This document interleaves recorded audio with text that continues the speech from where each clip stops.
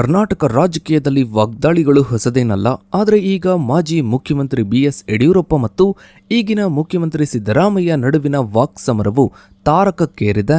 ಯಡಿಯೂರಪ್ಪ ಅವರ ಇತ್ತೀಚಿನ ಹೇಳಿಕೆಯೊಂದಕ್ಕೆ ಕೆರಳಿದ ಸಿದ್ದರಾಮಯ್ಯನವರು ಯಡಿಯೂರಪ್ಪ ಅವರಿಗೆ ಅರಳು ಮರಳು ಶುರುವಾಗಿದೆ ಎಂದು ತೀವ್ರವಾಗಿ ವಾಗ್ದಾಳಿಯನ್ನ ನಡೆಸಿದ್ದಾರೆ. ಈ ಇಬ್ಬರು ಘಟಾನುಘಟಿ ನಾಯಕರ ನಡುವೆ ನಡೆದ ಈ ಕಿತ್ತಾಟಕ್ಕೆ ಅಸಲಿ ಕಾರಣವೇನು, ಸಿದ್ದರಾಮಯ್ಯ ಅವರ ಈ ಆಕ್ರೋಶದ ಹಿಂದಿನ ಹಿನ್ನೆಲೆ ಏನು, ಇದರ ಬಗ್ಗೆನೇ ಒಂದು ವಿಶೇಷ ವರದಿ ಇದೆ, ಬನ್ನಿ ನೋಡ್ತಾ ಹೋಗೋಣ. ಸ್ನೇಹಿತರೆ, ಕರ್ನಾಟಕದ ರಾಜಕೀಯವು ಸಂಘರ್ಷಗಳು, ಸೈದ್ಧಾಂತಿಕ ಭಿನ್ನಾಭಿಪ್ರಾಯಗಳು ಮತ್ತು ತೀಕ್ಷ್ಣವಾದ ವೈಯಕ್ತಿಕ ದಾಳಿಗಳಿಗೆ ಸಾಕ್ಷಿಯಾಗಿದೆ. ಈ ಸುದೀರ್ಘ ರಾಜಕೀಯದಲ್ಲಿ ಇಬ್ಬರು ನಾಯಕರಾದ ಮುಖ್ಯಮಂತ್ರಿ ಸಿದ್ದರಾಮಯ್ಯ ಮತ್ತು ಮಾಜಿ ಮುಖ್ಯಮಂತ್ರಿ ಬಿಎಸ್ ಯಡಿಯೂರಪ್ಪ ಅವರ ನಡುವಿನ ಸಂಬಂಧವು ಅತ್ಯಂತ ಸಂಕೀರ್ಣವಾದದ್ದು. 2026ರ ಏಪ್ರಿಲ್ ತಿಂಗಳಿನಲ್ಲಿ ಬಾಗಲಕೋಟೆ ಮತ್ತು ದಾವಣಗೆರೆ ದಕ್ಷಿಣ ವಿಧಾನಸಭಾ ಕ್ಷೇತ್ರಗಳ ಉಪಚುನಾವಣೆಯ ಸಂದರ್ಭದಲ್ಲಿ ಸಿದ್ದರಾಮಯ್ಯ ಅವರು ಯಡಿಯೂರಪ್ಪ ಅವರ ವಿರುದ್ಧ ಪ್ರಯೋಗಿಸಿದ ಅರಳು ಮರಳು ಎಂಬ ಪದ ಪ್ರಯೋಗವು ಕೇವಲ ಒಂದು ರಾಜಕೀಯ ಹೇಳಿಕೆಯಾಗಿರದೆ ಇದು ದಶಕಗಳ ಕಾಲದ ರಾಜಕೀಯ ದ್ವೇಷ, ಅಧಿಕಾರಕ್ಕಾಗಿ ನಡೆದ ಹೋರಾಟ ಮತ್ತು ನೈತಿಕತೆಯ ಪ್ರಶ್ನೆಗಳನ್ನು ಒಳಗೊಂಡ ಒಂದು ಬೃಹತ್ ವಿದ್ಯಮಾನವಾಗಿ ಮಾರ್ಪಟ್ಟಿದೆ. ಸ್ನೇಹಿತರೆ, 2026ರ ಆರಂಭದಲ್ಲಿ ಕರ್ನಾಟಕದ ರಾಜಕೀಯ ವಲಯವು ಅತ್ಯಂತ ಬಿರುಸಿನ ಚಟುವಟಿಕೆಗಳಿಗೆ ಸಾಕ್ಷಿಯಾಯಿತು.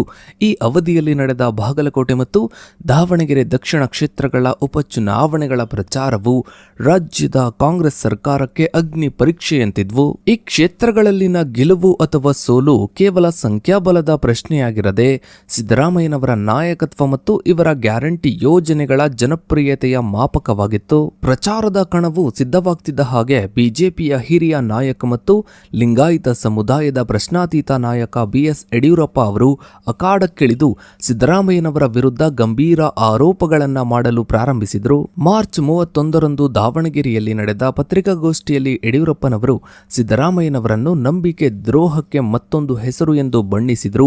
ಈ ಹೇಳಿಕೆಯು ಸಿದ್ದರಾಮಯ್ಯನವರ ರಾಜಕೀಯ ಜೀವನದುದ್ದಕ್ಕೂ ಇವರು ಮಾಡಿದ ಪಕ್ಷಾಂತರಗಳು ಅಥವಾ ಇವರ ಸಹೋದ್ಯೋಗಿಗಳೊಂದಿಗೆ ಇವರು ಹೊಂದಿದ್ದ ಸಂಬಂಧಗಳನ್ನು ಗುರಿಯಾಗಿಸಿಕೊಂಡು ಮಾಡಿದ್ದು. ಈ ಆಕ್ರಮಣಕಾರಿ ಹೇಳಿಕೆಗೆ ಪ್ರತ್ಯುತ್ತರ ನೀಡಲು ಸಿದ್ದರಾಮಯ್ಯನವರು ಏಪ್ರಿಲ್ 6ರಂದು ಬಾಗಲಕೋಟೆ ಜಿಲ್ಲೆಯ ನವನಗರದ ಹೆಲಿಪ್ಯಾಡ್ನಲ್ಲಿ ಮಾಧ್ಯಮಗಳ ಮುಂದೆ ನಿಂತಾಗ ರಾಜಕೀಯ ವಲಯದಲ್ಲಿ ಸಂಚಲನ ಮೂಡಿಸಿದ ಅರಳು ಮರಳು ಎಂಬ ಪದ ಹೊರಬಂತು. ಬಾಗಲಕೋಟೆಯ ನವನಗರ ಹೆಲಿಪ್ಯಾಡ್ನಲ್ಲಿ ಮಾತನಾಡಿದ ಸಿದ್ದರಾಮಯ್ಯನವರು ಅತ್ಯಂತ ಆಕ್ರೋಶದ ಬರದಲ್ಲಿದ್ದರು. ಯಡಿಯೂರಪ್ಪ ಅವರು ತಮ್ಮನ್ನು ವಿಶ್ವಾಸದ್ರೋಹಿ ಎಂದು ಕರೆದಿದ್ದಕ್ಕೆ ಆಧಾರವೇನು ಎಂದು ಇವರು ಪ್ರಶ್ನಿಸಿದ್ರು. ನಾನು ಯಾರಿಗೆ ವಿಶ್ವಾಸದ್ರೋಹ ಮಾಡಿದ್ದೇನೆ ಎನ್ನುವುದನ್ನ ಅರಳು ಮರಳು ಯಡಿಯೂರಪ್ಪನವರು ಹೇಳಬೇಕು ಎಂದು ಹೇಳುವ ಮೂಲಕ ಇವರು ಯಡಿಯೂರಪ್ಪನವರ ವಯಸ್ಸು ಮತ್ತು ಅವರ ಮತಿಭ್ರಮಣೆಯನ್ನ ನೇರವಾಗಿ ಟೀಕಿಸಿದರು. ಸಿದ್ದರಾಮಯ್ಯನವರು ಈ ಪದವನ್ನ ಬಳಸುವ ಮೂಲಕ ಯಡಿಯೂರಪ್ಪನವರು ಸಾರ್ವಜನಿಕವಾಗಿ ನೀಡುತ್ತಾ ಇರುವ ಹೇಳಿಕೆಗಳಿಗೆ ಯಾವುದೇ ಸಂಬಂಧ ಇಲ್ಲ ಮತ್ತು ಇವರಿಗೆ ವಯಸ್ಸಿನ ಕಾರಣದಿಂದಾಗಿ ವಾಸ್ತವದ ಅರಿವು ಮರೆತು ಹೋಗಿದೆ ಎಂಬ ಸಂದೇಶವನ್ನ ನೀಡಲು ಪ್ರಯತ್ನಿಸಿದರು. ಈ ಸಂದರ್ಭದಲ್ಲಿ ಸಿದ್ದರಾಮಯ್ಯನವರು ಎತ್ತಿದ ಪ್ರಮುಖ ಪ್ರಶ್ನೆಗಳೇನು ಅಂದ್ರೆ, ಯಡಿಯೂರಪ್ಪನವರು ಯಾವ ಆಧಾರದ ಮೇಲೆ ನನ್ನನ್ನ ವಿಶ್ವಾಸದ್ರೋಹಿ ಎನ್ನುತ್ತಿದ್ದಾರೆ? ಎರಡನೆಯದ್ದು, ಗಾಳಿಯಲ್ಲಿ ಗುಂಡು ಹೊಡೆಯುವ ಬದಲು ದಾಖಲೆಗಳೊಂದಿಗೆ ಮಾತನಾಡಲು ಸಾಧ್ಯವೇ? ಮೂರನೆಯದ್ದು, ಇವರಿಗೆ ವಯಸ್ಸಾಗಿ ಮರೆವು ಉಂಟಾಗಿದೆಯಾ ಅನ್ನೋದು. ಸ್ನೇಹಿತರೆ, ಸಿದ್ದರಾಮಯ್ಯ ಮತ್ತು ಯಡಿಯೂರಪ್ಪ ನಡುವಿನ ಈ ವಾಗ್ವಾದವು ಕೇವಲ ಪದಗಳ ಪೈಪೋಟಿಯಾಗಿರದೆ ಇದು ನೈತಿಕತೆಯ ಮೇಲಾಟವಾಗಿತ್ತು. 2024 ಮತ್ತು 2025ರ ಅವಧಿಯಲ್ಲಿ ಉಭಯ ನಾಯಕರ ಮೇಲೆ ಕೆಲವು ಗಂಭೀರ ಆರೋಪಗಳು ಕೇಳಿಬಂದಿದ್ವು.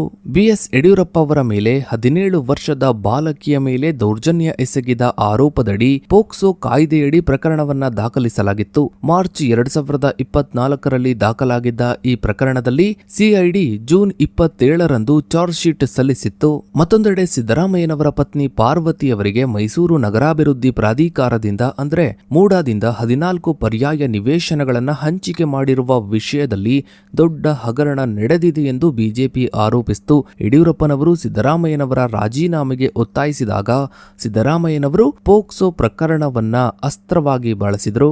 82 ವರ್ಷ ವಯಸ್ಸಿನಲ್ಲಿ ಬಾಲಕಿಯ ಮೇಲೆ ದೌರ್ಜನ್ಯ ಎಸಗಿದ ಆರೋಪ ಹೊತ್ತಿರುವ ಯಡಿಯೂರಪ್ಪನವರಿಗೆ ನನ್ನ ರಾಜೀನಾಮೆ ಕೇಳುವ ಯಾವ ನೈತಿಕ ಹಕ್ಕಿದೆ ಎಂದು ಸಿದ್ದರಾಮಯ್ಯನವರು ಪ್ರಶ್ನಿಸಿದರು. ಯಡಿಯೂರಪ್ಪನವರು ಕೂಡಲೇ ಸಾರ್ವಜನಿಕ ಜೀವನದಿಂದ ನಿವೃತ್ತರಾಗಬೇಕು ಎಂದು ಇವರು ಆಗ್ರಹಿಸಿದರು. ಇನ್ನು ಸ್ನೇಹಿತರೆ, ಬಾಗಲಕೋಟೆ ಉಪಚುನಾವಣೆಯಲ್ಲಿ ಸಿದ್ದರಾಮಯ್ಯನವರು ಬೀಡು ಬಿಟ್ಟಿರುವುದನ್ನು ಯಡಿಯೂರಪ್ಪನವರು ಜಾತಿ ಪ್ರೇಮ ಎಂದು ಕರೆದರು. ಬಾಗಲಕೋಟೆಯ ಕಾಂಗ್ರೆಸ್ ಅಭ್ಯರ್ಥಿ ಉಮೇಶ್ ಮೇಟಿ ಅವರು ಕುರುಬ ಸಮುದಾಯಕ್ಕೆ ಸೇರಿದವರಾದ ಕಾರಣ ಮುಖ್ಯಮಂತ್ರಿಗಳು ಅಲ್ಲಿಯೇ ವಾಸ್ತವ್ಯ ಹೂಡಿ ಪ್ರಚಾರವನ್ನ ಮಾಡ್ತಾ ಇದ್ದಾರೆ ಎಂದು ಯಡಿಯೂರಪ್ಪನವರು ಆರೋಪಿಸಿದರು. ಇದಕ್ಕೆ ಸಿದ್ದರಾಮಯ್ಯನವರು ನೀಡಿದ ಉತ್ತರವು ಇವರ ಅಹಿಂದ ನಾಯಕತ್ವವನ್ನ ಪುನರುಚ್ಚರಿಸುವಂತಿತ್ತು. ಇದಕ್ಕೆ ಸಿದ್ದರಾಮಯ್ಯನವರು ದಾವಣಗೆರೆ ದಕ್ಷಿಣದಲ್ಲಿ ಲಿಂಗಾಯತ ಸಮುದಾಯದ ಸಮರ್ಥ ಶಾಮನೂರು ಪರವಾಗಿ ಪ್ರಚಾರ ಮಾಡಿದ್ದನ್ನ ಉಲ್ಲೇಖಿಸಿದ್ರು. ಸಮರ್ಥ ಶಾಮನೂರು ನನ್ನ ಜಾತಿಯವರೇ, ನಾನು ಪಕ್ಷದ ಅಭ್ಯರ್ಥಿ ಗೆಲ್ಲಬೇಕು ಎಂಬ ಒಂದೇ ಉದ್ದೇಶದಿಂದ ಪ್ರಚಾರವನ್ನ ಮಾಡುತ್ತಿದ್ದೇನೆಯೇ ಹೊರತು ಜಾತಿ ನೋಡಿ ಅಲ್ಲ ಎಂದು ಇವರು ಸ್ಪಷ್ಟಪಡಿಸಿದರು. ಇದೇ ವೇಳೆ ಸಿದ್ದರಾಮಯ್ಯನವರು ಯಾರ ಪರವಾಗಿ ಪ್ರಚಾರವನ್ನ ಮಾಡ್ತಾ ಇದ್ದಾರೆ ಎಂದು ತಿರುಗೇಟು ನೀಡಿದರು. ಬಾಗಲಕೋಟೆಯಲ್ಲಿ ಬಿಜೆಪಿಯ ವೀರಣ್ಣ ಲಿಂಗಾಯತರು, ದಾವಣಗೆರೆಯಲ್ಲಿ ಶ್ರೀನಿವಾಸ ದಾಸ ಕರಿಯಪ್ಪ ಓಬಿಸಿ ಸಮುದಾಯದವರು. ಯಡಿಯೂರಪ್ಪನವರು ಕೇವಲ ಲಿಂಗಾಯತ ನಾಯಕ ಎಂದು ಬಿಂಬಿಸಿಕೊಳ್ಳಲು ಪ್ರಯತ್ನಿಸುತ್ತಿದ್ದಾರೆ ಎಂಬುದು ಸಿದ್ದರಾಮಯ್ಯನವರ ವಾದವಾಗಿತ್ತು. ಇನ್ನು ಸ್ನೇಹಿತರೆ, ಸಿದ್ದರಾಮಯ್ಯನವರು ಮಾರ್ಚ್ 6ರಂದು ತಮ್ಮ ದಾಖಲೆಯ 17ನೇ ಬಜೆಟ್ ಅನ್ನ ಮಂಡಿಸಿದರು. ಈ ಬಜೆಟ್ನ ಗಾತ್ರವು ಬರೋಬ್ಬರಿ 4,48,000 ಕೋಟಿಗಳಷ್ಟಿತ್ತು. ಬಿಜೆಪಿಯ ರಾಜ್ಯಾಧ್ಯಕ್ಷ BY ವಿಜಯೇಂದ್ರ ಅವರು ಈ ಬಜೆಟ್ ಅನ್ನು ದಿವಾಳಿ ಬಜೆಟ್ ಎಂದು ಕರೆದರು ಮತ್ತು ರಾಜ್ಯದ ಆರ್ಥಿಕ ಪರಿಸ್ಥಿತಿಯ ಬಗ್ಗೆ ಶ್ವೇತಪತ್ರ ವೈಟ್ ಪೇಪರ್ ಹೊರಡಿಸಬೇಕು ಎಂದು ಒತ್ತಾಯಿಸಿದರು. ಸಿದ್ದರಾಮಯ್ಯನವರು ಈ ಬೇಡಿಕೆಯನ್ನು ತಮಾಷೆ ಮಾಡಿದರು. ಯಡಿಯೂರಪ್ಪನವರ ಸರ್ಕಾರವಿದ್ದಾಗ ಮಾಡಿದ ಸಾಲ ಮತ್ತು ಕೇಂದ್ರ ಸರ್ಕಾರದಿಂದ ಬರಬೇಕಾದ ಅನುದಾನದ ಕೊರತೆಯನ್ನ ಇವರು ಎತ್ತಿ ತೋರಿಸಿದರು.